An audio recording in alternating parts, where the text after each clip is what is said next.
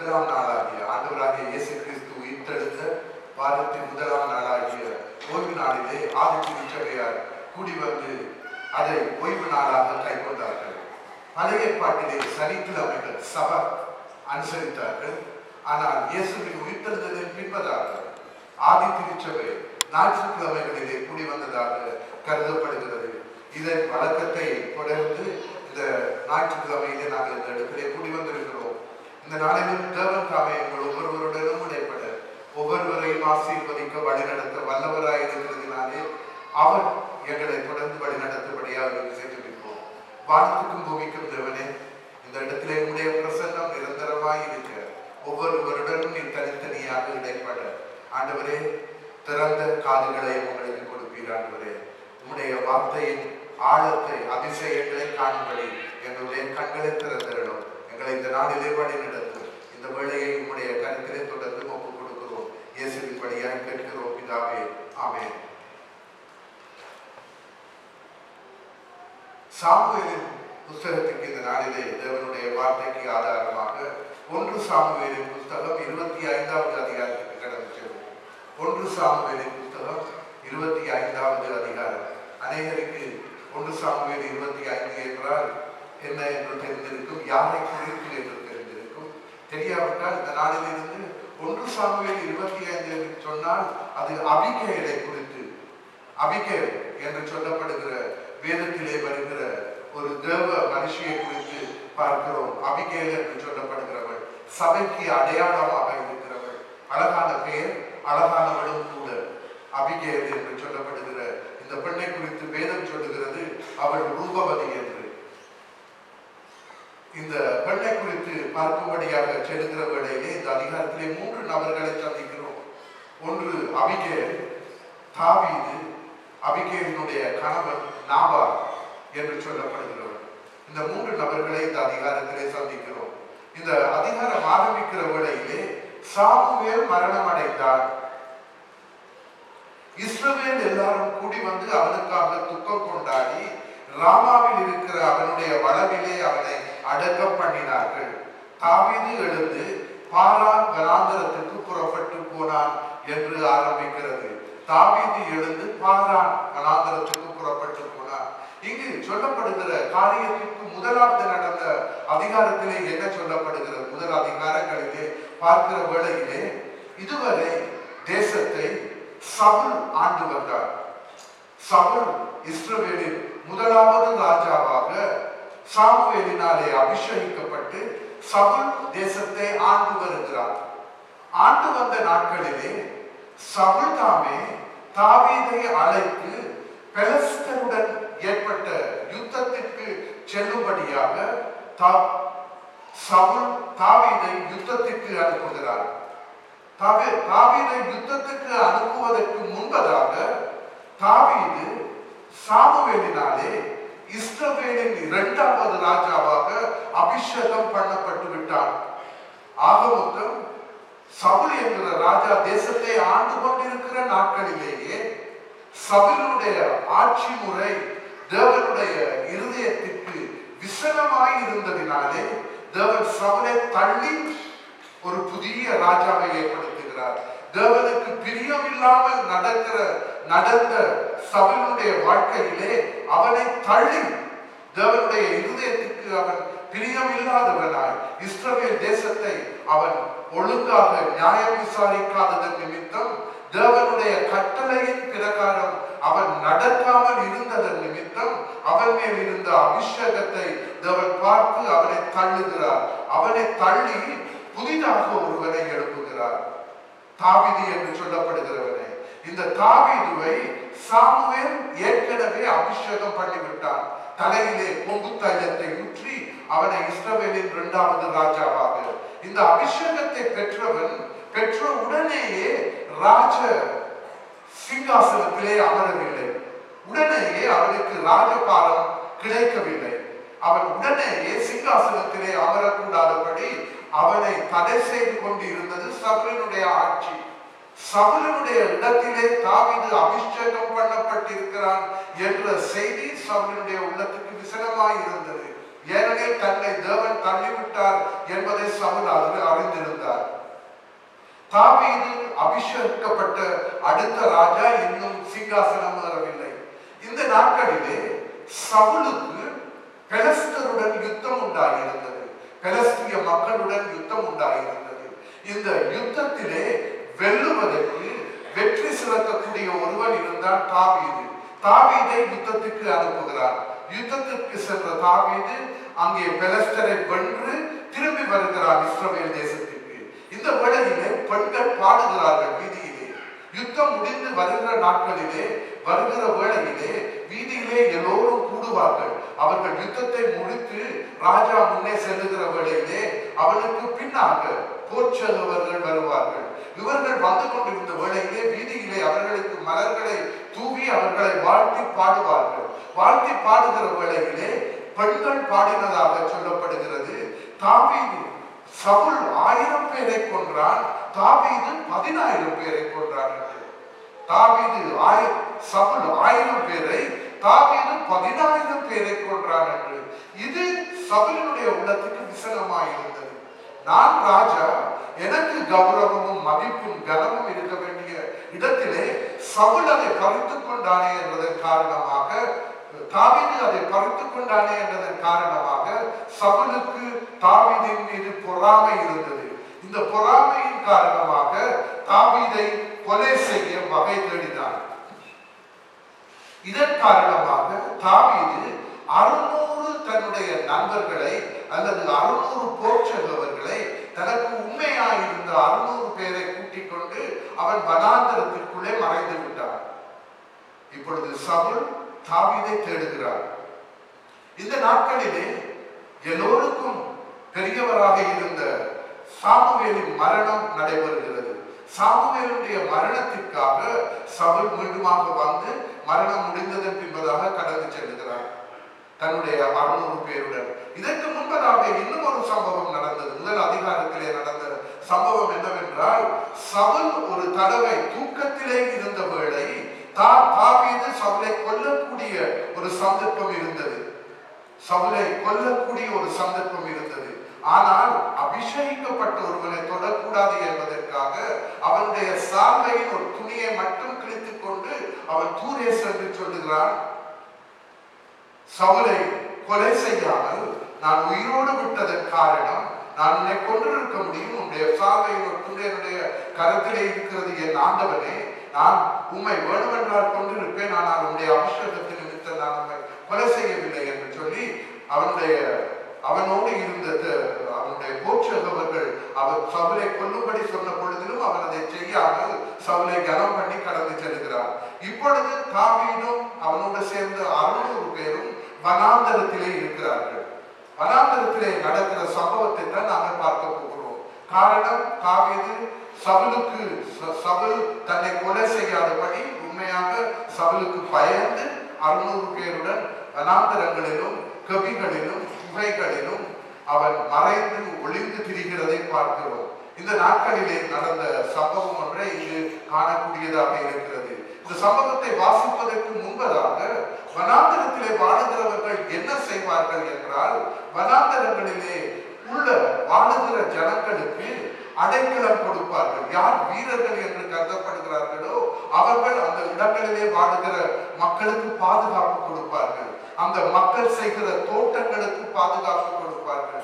அந்த மக்கள் வளர்க்கிற ஆடுகள் மாடுகளுக்கு இந்த தாவீதினுடைய 600 பேரும் பாதுகாப்பு கொடுப்பார்கள். பாதுகாப்பு கொடுத்து அதை கவனித்து பராமரித்து வருவார்கள் அவருடைய வேலையாட்களுடன் சேர்ந்து. இவர்கள் செய்கிற இந்த நன்மைக்காக அந்த அதிகாரி, இந்த பண்ணைகளை நடத்துகிறவர்கள் இவர்களுக்கு ஊதியமாக இனாமாக ஆசீர்வதிப்பார்கள். அவர்களுக்கு உணவோ அல்லது அவர்களுக்கு வேண்டிய பொருட்களோ கொடுத்து அவர்களை ஆசீர்வதிப்பார்கள். தாவீதினுடைய 600 பேரும் இந்த வனாந்தரத்திலே நாபால் என்று சொல்லப்படுகிற ஒருவனுக்கு இருந்த பண்ணை, அவனுக்கு 1000 ஆடுகள் 2000 வாசிப்போம் என்னவென்று, அங்கு அவனுக்கு இருந்த அவனுடைய மிருக ஜீவன்களை பராமரித்து கவனித்து பாதுகாப்பு கொடுத்து வந்தார்கள். அந்த மிருகங்களுக்கு கொடுக்கிற பாதுகாப்பின் நிமித்தம் தாவீது என்ன செய்கிறார், தன்னுடைய ஊழியக்காரர்களே 10 பேரை அனுப்புகிறார். நாங்கள் உங்களுடைய மிருகங்களுக்கு கொடுத்த பாதுகாப்புக்கு இனாமாக மறுபடியும் நீங்கள் எண்ணத்தை செலுத்துவீர்கள் என்று நாபாலிடத்திலே அனுப்புகிறார் 10 பேரை. நாபால் அவர்களை ஏசி தாவீதையும் ஏசி துரத்தி விடுகிறார். இந்த சம்பவத்தை தான் நாங்கள் இதிலே வாசிக்க போகிறோம். நாபாலுடைய மனைவியின் பேர் அபிகேல். அதை விளங்காமல் நம்மளை குழப்பி இருந்தால் மன்னிக்க வேண்டும். வாசிக்கிற வேளையிலே மீண்டுமாக ஒழுங்காக விளக்கும் என்று நம்புகிறேன். இப்பொழுது சாமுவேல் மரணம் அடைந்து விட்டால் சாமுவேலுடைய கடைசி காரியங்களை முடித்துக் கொண்டு தாவீது பாரான் ஊருக்கு கடந்து செல்கிறார். மகோனிலே ஒரு மனுஷன் இருந்தார். ஒரு மனுஷனுடைய கதை ஆரம்பமாக ஒரு ஊர்ல ஒரு ராஜாவும் ராஜாத்தையும் இருந்தார்கள் போல் இங்கு இப்படியாக ஆரம்பிக்கிறது. மகோனிலே ஒரு மனுஷன் இருந்தார். அவனுடைய தொழில்துறை கார்மேலில் இருந்தது. அவனுடைய தொழில் கார்மேலில் இருந்தது. அந்த மனுஷன் மகா பாரி குடித்தனக்காரனாய் இருந்தார். அவனுக்கு 3000 ஆடும் 1000 வெள்ளாடும் இருந்தது. அவன் அப்பொழுது கர்மேலில் தன் நாடுகளை மை கத்தரித்துக் கொண்டிருந்தார். இந்த நாபால் என்று சொல்லப்படுகிறவனுக்கு 3000 ஆடுகளும் 1000 வெள்ளாடுகளும் இருந்தது. இவன் கர்மேலிலே ஆடுகளை மை கத்தரித்துக் கொண்டிருந்தார். ஆடுகளை வளர்ப்பதற்கு காரணம் ஒன்று பால், இரண்டாவது இறைச்சி, இன்னும் ஒன்று முக்கியமானது ஆடைக்காக ஆடுகளினுடைய தோல். ஆகவே என்ன நடந்து கொண்டிருந்தது? வனாந்தரத்திலே ஆடுகள் இருந்தது. கர்மேலிலே இந்த ஆடுகளுக்கு சொந்தக்காரன் நாபால் கர்மேலிலே என்ன செய்து கொண்டிருந்தார்? ஆடுகளை மயிர் கத்தரித்துக் கொண்டிருந்தார். ஏனெனில் ஆடுகளுடைய தோல் எல்லாவற்றிலும் பார்க்கல விலைக்கு இருந்ததும் பெரிதான வியாபாரமுமாய் இருந்ததினாலே இந்த நாபால் அந்த காரியங்களிலே கணக்கெடுப்பவனாய், காரியங்களிலே கருத்துள்ளவனாய் பண்ணையிலே இருந்தார் என்று சொல்லப்படுகிறது. என்னது? 3000, 1000, 4000 ஆடுகள் இருந்தது. 1000 வெள்ளாடுகள். வெள்ளாடுகளுடைய தோல் இன்னும் விலை அதிகமானது. ஆனதினாலே அவன் ஒரு பணம் படைத்த அதிகாரி. அவனிடத்திலே 4000 ஆடுகள் இருந்தது. ஆடுகள் வளர்க்கிறது தான் அவனுடைய தொழில். அதிலே வருகிற இறைச்சியும் பாலும் மாத்திரமல்ல, எல்லாவற்றுக்கும் மேலாக அவனுக்கு ஊதியத்தை கொடுக்கிறது அந்த ஆடுகளினுடைய தோல். அதிலே 1000 வெள்ளாடுகள், வெள்ளாட்டு தோல்கள் இன்னும் அதிக விலை உயர்ந்ததா இருந்தது. இவன் தன்னுடைய முக்கியமான தொழிலை பார்க்கும்படியாக கர்மேலிலே ஆடுகளை மை கத்தரித்துக் கொண்டிருந்தார். கர்மேலில் தன் ஆடுகளை மை கத்தரித்துக் கொண்டிருந்தார். யார்? நாபால். 3வது வசனம். அந்த மனுஷனுக்கு நாபால் என்றும் அவன் மனைவிக்கு அபிகாயில் என்றும் பெயர். அவனுடைய மனைவியின் பேர் அபிகாயில்.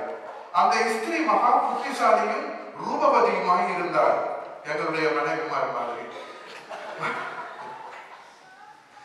மகா புத்திசாலியும் ரூபவதியுமாய் இருந்தார். சிரிக்கிறவர்களுக்கு அடுத்த 11 அந்த புருஷனோ மூடனும் துராக்கியனுமாய் இருந்தார். அநேக பெண்கள் யோசிக்கிறார்கள், ஓ நம்ம ஆள் மாறித்தாங்க. அந்த புருஷனும் மூடனும் துராக்கியனுமாக இருந்தார். அவன் காலேப்புடைய சந்ததியார். இவன் இவ்வளவு மூடனும் துராக்கியனுமாக இருந்தாலும் அவன் காலேப்புடைய சந்ததி. காலேப்புடைய சந்ததி என்று சொல்லப்படுகிற வேளையிலே அங்கு அவதானிக்கப்பட வேண்டிய காரியம், காலே சபைக்கு ஒப்பானவன், விசுவாசிக்கு ஒப்பானவன். அவன் விசுவாசிக்கு ஒப்பானவனாக அந்த குடும்பத்தை சேர்ந்தவனாக இருந்த பொழுதிலும் அவனிடத்திலே முரட்டுத்தனமும் துர்த்தனமும் ஏதோ அப்படியுமாக இருந்தார். ஆனதினாலே அவனை குறித்து பார்க்கிற வேளையிலே அவனிடத்திலே நன்மைகள் இருந்ததாக, ஒரு விசுவாசியிடத்திலே காணப்பட வேண்டிய நல்ல குணங்கள் எதுவும் காணப்படாததை இங்கு நாபாலிடத்திலே காணக்கூடியதாக இருந்தது. நாபால் தன் நாடுகளை மயக்கத்திருக்கிற செய்தியை வனாந்தரத்தில் இருக்கிற தாவீது கேட்ட பொழுது, இப்பொழுது நாபால் வனாந்தரத்திலே இருக்கிற தாவீது கேள்விப்படுகிறான். நாபால் கர்மேலிலே அங்கு மயக்கத்திட்டுக் கொண்டிருக்கிறார். ஆனால் ஆடுகளோ இங்கு பாரானிலே இருக்கிறது. பாரான் தூரத்திலே இருந்த ஒரு இடம். ஆனதினாலே தாவீது தன்னுடைய ஆட்களுக்கு என்ன சொல்லுகிறார்? நாபால் அங்கே இருக்கிறார், நாங்களோ அவனுடைய ஆடுகளை இங்கு பாதுகாத்து வருகிறோம். தொடர்ந்தும் தாவீது 10 வாலிபரை அழைத்து, நீங்கள் கர்மேலுக்கு போய் நாபாலிடத்தில் சென்று என் பெயரை சொல்லி அவன் சுக செய்தியை விசாரித்து, அப்படியானால் தாவீது 10 பேரை, தன்னுடைய 600 பேர்ல 10 பேரை தன்னிடத்திலே அழைத்து கேட்கிறான், நீங்கள் நாபாலிடத்திலே செல்ல வேண்டும். அவரிடத்திலே சென்று அவருடைய சுக செய்தியை கேட்டு அவனை நோக்கி, நீர் வாழ்க, உமக்கு சமாதானமும் உம்முடைய வீட்டுக்கு சமாதானமும் உமக்கு உண்டான எல்லாவற்றிற்கும் சமாதானமும் உண்டாவதாக என்று அவனை வாழ்த்தி, இப்பொழுது ஆடுகளை மயக்கத்தரிக்கிறவர்கள் உம்மிடத்தில் இருக்கிறார்கள் என்று கேள்விப்பட்டேன். உம்முடைய மெய்ப்பர் எங்களோடு கூட இருந்தார்கள். அவர்கள் கர்மேலில் இருந்த நாளெல்லாம் நாங்கள் அவர்களை வருத்தப்படுத்தவில்லை. அவர்களுடைய பொருள் ஒன்றும் காணாமல் போகவில்லை. உம்முடைய வேலைக்காரரை கேளும், அவர்கள் உமக்கு சொல்லுவார்கள். ஆதலால் இந்த வாலிபருக்கு உம்முடைய கண்களிலே தயை கிடைக்க வேண்டும். நல்ல நாளில் வந்தோம். உம்முடைய கைக்கு உதவுவதை உம்முடைய ஊழியக்காரருக்கும் உம்முடைய குமாரனாகிய தாவீதுக்கும் கொடுக்கும்படிக்கு வேண்டுகிறேன் என்று சொல்லுங்கள் என்றார். தாவீதின் வாலிபர் போய் இந்த வார்த்தைகளை எல்லாம் தாவீதின் நாமத்திலே நாபாலிடம் சொல்லி பின்னொன்றும் பேசாது இருந்தார்கள். என்ன சம்பவம் நடக்கிறது? தாவீது 10 பேரை அழைத்து சொல்லுகிறார், நாபாலிடத்திலே சென்று உன்னுடைய ஆடுகளையும் உன்னுடைய மேய்ப்பரையும் நாங்கள் விசாரித்து வருகிறோம், அவர்களை பாதுகாத்து வருகிறோம், அவர்களுக்கு நன்மை செய்து வருகிறோம். இந்த நாள் வரை நாங்கள் கூட்டமாக இருந்த பொழுதிலும் அங்கு பலர் பதுங்கி இருந்து அந்த தொழில் செய்கிறவர்களை பாதிப்பார்கள், அவர்களை கொள்ளையடிப்பார்கள். ஆனால் எங்களால் உங்களுக்கு எந்த விதமான நன்மையும் வந்ததில்லை. ஆனால் நாங்கள் உங்களுக்கு பாதுகாப்பாகத்தான் இருந்தோம். ஆனதினாலே உங்களுடைய கரத்திலே வாங்க வேண்டியதை நாங்கள் வாங்க தாவீது எங்களை உங்களிடத்திற்கு அனுப்பி இருக்கிறார். அது அந்த நாட்களிலே நியாயமானதாக இருந்தது. பலம் உள்ளவர்கள் பலமில்லாதவர்களுக்கு துணை செய்வார்கள். தாவீது 600 பேருடன் அந்த இடத்திலே பலமுள்ளவனாய் இருந்ததினாலே, அவர்களுடைய மெய்ப்பை பாதுகாத்ததினாலே இவர்களுக்கு அதை குறித்த ஊதியம் கிடைக்க வேண்டும். இது பேசி ஒப்பந்தம் பண்ணி செய்கிற வேலை அல்ல. அவர்கள் தங்களுடைய பலத்தின் நிமித்தமாக அவர்களுடைய ஜனங்களுக்கு பாதுகாப்பு கொடுப்பார்கள்.